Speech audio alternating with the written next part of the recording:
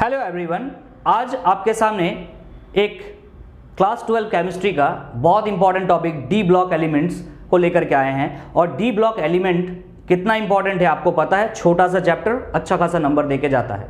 इसके सारे प्रॉपर्टीज को आपको याद करना जरूरी है।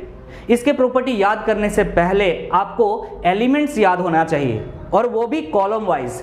तो याद करने का जो तरीका है मैंने पहले भी बताया है, आज फिर बता रहा हूं, ध्यान दीजिएगा।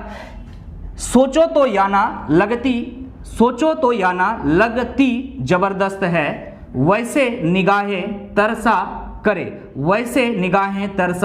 करे, मोहब्बत वाले मन टकराए, मोहब्बत वाले मन टकराए। आयरन तक आ जाइएगा। रूठे उस सनम को रहे इंतजार, यहां से रूठे उस सनम को रहे इंतजार। उसके बाद निकल पड़े पटाने को आज और जिंदगी कद्दू हो गई। इस तरह से राइमिंग बना करके, इस तरह से आप एक जिंगल बना करके याद कर सकते हैं कि किस एलिमेंट के नीचे कौन सा एलिमेंट है डी ब्लॉक का। क्लियर है? सो डी ब्लॉक एलिमेंट्स को जनरली हम लोग ट्रांजिशन एलिमेंट्स बोलते हैं, लेकिन ट्रांजिशन एलिमेंट का एक स्पेसिफिक डेफिनेशन है, the element which have penultimate incomplete D shell. मतलब क्या? डी ऑर्बिटल, सॉरी, जिसके पास बाहर में जो डी कक्षक होते हैं उसमें इनकम्प्लीट इलेक्ट्रॉन्स होना चाहिए, मतलब D10 नहीं होना चाहिए। D10 के अलावा कुछ भी है तो वो ट्रांजिशन एलिमेंट्स है। जैसे कि आप लोग देखेंगे यहाँ पे इलेक्ट्रॉनिक कॉन्फ़िगरेशन जब, तो जिंक, कैडमियम और आपका Hg, मरकरी ट्रांजिशन एलिमेंट की कैटेगरी में नहीं है, लेकिन डी ब्लॉक में है। क्लियर है? और डिटेल में जाएंगे हम लोग इस चैप्टर के अंदर। वो डिपेंड करेगा कि आप लोगों को चाहिए कि नहीं चाहिए।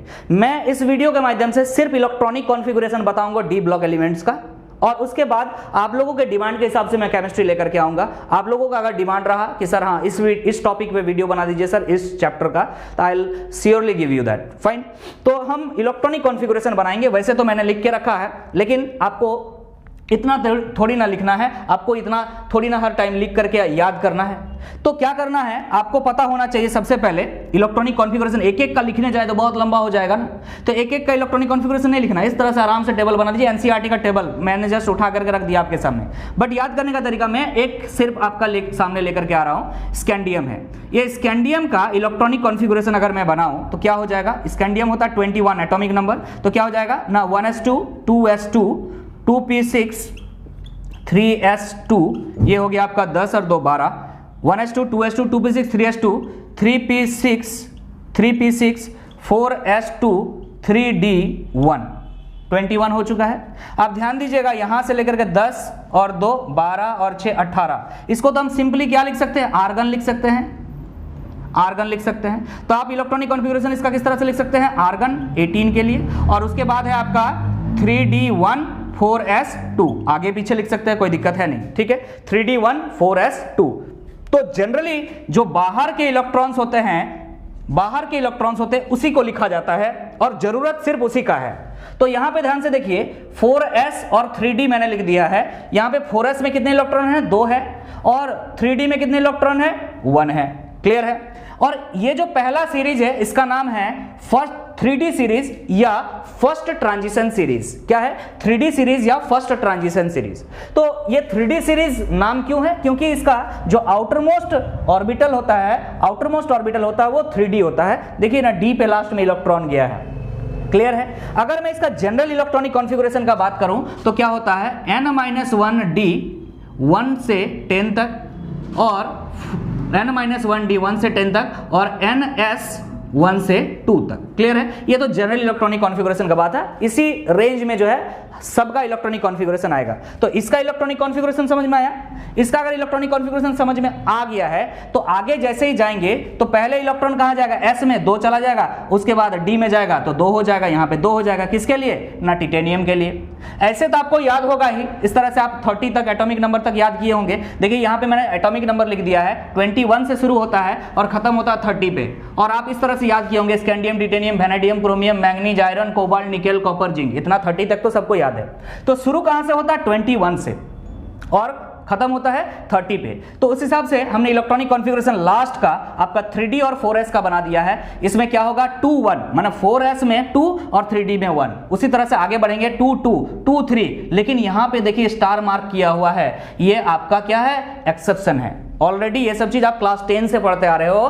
क्रोमियम और यहाँ पे कॉपर आपको देखने को मिलेगा क्या है, एक्सेप्शन है। तो एक्सेप्शन को याद कर लीजिएगा। यहाँ क्या होता है 1 5, मतलब 4s में 1 जाता है और 3D में 5 जाता है, due to stability of half filled orbital वगैरह आप लोग पढ़े होंगे, ठीक है। उसके बाद मैग्नीज में फिर ठीक हो जाता है 2 5 2 6 2 7 2 8, फिर यहाँ प्रॉब्लम आता है 1 9 हो जाता है, और यहाँ पे क्या होता है 2 10 होता है। तो इस लाइन में आप जगह देखेंगे 3D का इलेक्ट्रॉन, तो 1 2 3 4 नहीं है, 1 2 3 4 नहीं है, 5 5 6 7 8 9 10 सब कुछ ठीक है, क्लियर है। 5 5 6 7 8 9 10, तो इसका मतलब क्या नहीं है आपके पास, यहाँ पे 4 नहीं है। इसमें 3D में 4 इलेक्ट्रॉन्स होता ही नहीं है। कौन सा सीरीज में, 3D सीरीज का बात कर रहे हैं, स्कैंडियम से लेकर के जिंक तक का बात है।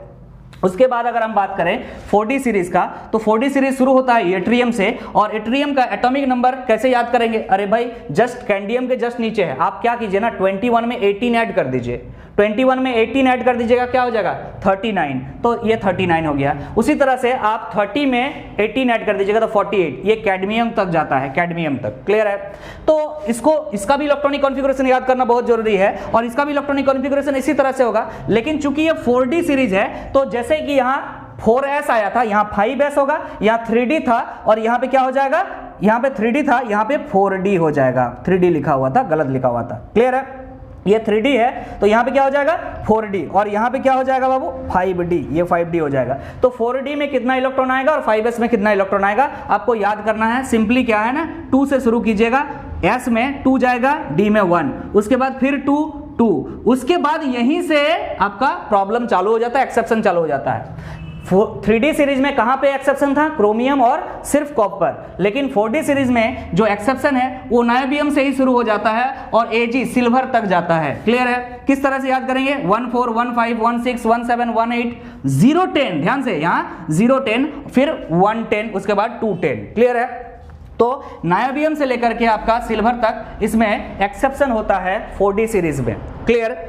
उसके बाद आ जाते हैं 5D सीरीज। तो 5D सीरीज कहां से शुरू होता है, लैंथनम से, और लैंथनम का एटॉमिक नंबर क्या होता है, इसमें सिंपल जोड़ दीजिए 18, तो 8 दूनी 16 17, 18 जोड़ दिए तो 57 आ गया। लेकिन गलती से भी 40 में 18 मत जोड़िएगा, यहाँ 72 आ जाएगा। 72 को अगर 40 में 18 जोड़िएगा तो कितना आता, 58, लेकिन यहाँ 72 लिखा हुआ। मतलब देखिए ध्यान से, 57 से 72 के बीच में जितने भी एलिमेंट्स है वो गायब है, और वो कहाँ से कहाँ तक है ना, 52 से लेकर के 71 तक। ये एफ ब्लॉक एलिमेंट्स है, इसे इनर ट्रांजिशन एलिमेंट्स कहा जाता है। जब एफ ब्लॉक एलिमेंट्स होगा, अगर आप लोगों को चाहिए होगा तो फिर कमेंट कीजिएगा, मैं डिटेल में बताऊंगा। तो ध्यान से यहाँ पे 57 के बाद डायरेक्ट 72 है, हाँ उसके बाद लगातार है 72 73 74 लेकर के 80 तक है, क्लियर है। यहाँ पे ध्यान दीजिएगा, यहाँ पे 52 से 71 इनर ट्रांजिशन एलिमेंट्स होता है, that is F block elements होते हैं, ठीक है। चलिए आगे बात करते हैं, और उस पीरियड को लैंथेनॉइड्स कहा जाता है, डिटेल में वहां डिस्कस करेंगे। इसको बोला जाता है 5D सीरीज, क्यों, क्योंकि ये जैसे 3D में लास्ट में इलेक्ट्रॉन गया, यहाँ 4D में लास्ट में इलेक्ट्रॉन गया, यहाँ 5D में लास्ट में इलेक्ट्रॉन जाएगा। तो इसका भी इलेक्ट्रॉनिक कॉन्फ़िगरेशन याद करना जरूरी है। किस तरह से करेंगे, फिर वही शुरू कीजिए 2 1, शुरू हमेशा देखिए 2 1 2 1, यहाँ भी 2 1 से शुरू होगा। उसके बाद 2 2 2 3 2 4 2 5 2 6 2 7, बस यहाँ पे PT मतलब प्लेटिनम और AU मतलब गोल्ड, यूरोनियम क्या होता है, एक्सेप्शन होता है। ध्यान रखिएगा, क्या बोल रहे हैं, प्लेटिनम और गोल्ड जो है इसमें एक्सेप्शन है। तो यहाँ पे क्या हो जाएगा 2 7 2 8 होना चाहिए था, 2 8 नहीं होकर के क्या हो जा रहा है 1 9, उसके बाद 1 10, उसके बाद ठीक हो जाता है 2 10, क्लियर है। तो यहाँ पे कौन सा नंबर मिला नहीं, यहाँ पे कौन सा नंबर मिला नहीं, अगर ये याद करना है तो देखिए जरा, यहाँ पे भी मैं देख लूंगा क्या बोल रहा है, 1 2 3 4 5 6 7 8 नहीं है, यहाँ पे 8 गायब है, बीच से 8 गायब है, 8 नहीं है, फिर 9 10 10, क्लियर है। यहाँ पे कौन सा नंबर गायब है तो देख सकते हैं 1 2, यहाँ पे 3 नहीं है, 3 कहाँ है, 3 गायब है, 1 2 के बाद डायरेक्ट 4 है, 3 गायब है, 4 5 6 7 8 9 भी गायब है, यहाँ पे 9 भी गायब है। तो पहला में 3D सीरीज में कौन सा गायब हो रहा है, 4, मतलब 3D 4 नहीं होगा। और आपका 5D सीरीज 3D सीरीज में ये जो 3D सीरीज आपने पढ़ा 3D 4 ये नहीं होने वाला है, और आप 4D सीरीज जब पढ़ रहे हैं तो 3 नहीं होगा, मतलब आपका 4D 3 नहीं होगा और 4D 9 नहीं होगा, ये 2 नहीं होने वाला है, बाकी सब होगा। क्लियर है? उसके बाद यहाँ पे जब गए तो आप देखें यहाँ 8 नहीं होगा, मतलब 4 नहीं 5D, ये 5D सीरीज है तो 5D 8 नहीं होगा, यहाँ पे 5D 8 नहीं होगा, बाकी सब होगा। तो ये तरह इलेक्ट्रॉनिक कॉन्फ़िगरेशन शॉर्टकट में मैंने बताया। अगर आपको फुल वीडियो चाहिए, अगर आप लोग को इस तरह का वीडियो चाहिए तो आप लोग प्लीज कमेंट कीजिएगा, मैं बार बार कह रहा हूँ। और अगर वीडियो अच्छा लगता है तो वीडियो को लाइक कर दीजिएगा, अपने फ्रेंड्स को शेयर कर दीजिएगा। तो मिलते हैं पूरा वीडियो के साथ properties of D block element में, तब तक के लिए अलविदा। Thank you so much.